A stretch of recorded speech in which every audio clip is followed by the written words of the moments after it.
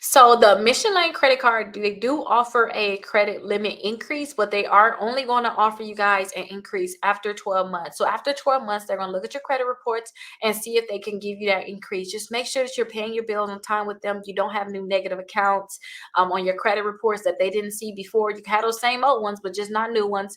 And just make sure that you didn't max out your other credit cards, and you guys should be able to get approved for an increase. Now, I told you I had that screenshot, but this is basically what I screenshotted anyway. So they said, we'll evaluate your account for a credit line increase at least once within the first 12 months. So they'll determine if they're going to give you an increase. It's actually, they said within your first 12 months. So it's not even after the 12 months. It's going to be before that 12-month mark. But if you have questions for them and you want to know when they're actually going to do that increase, then definitely call them and have them look at your account and they'll let you know.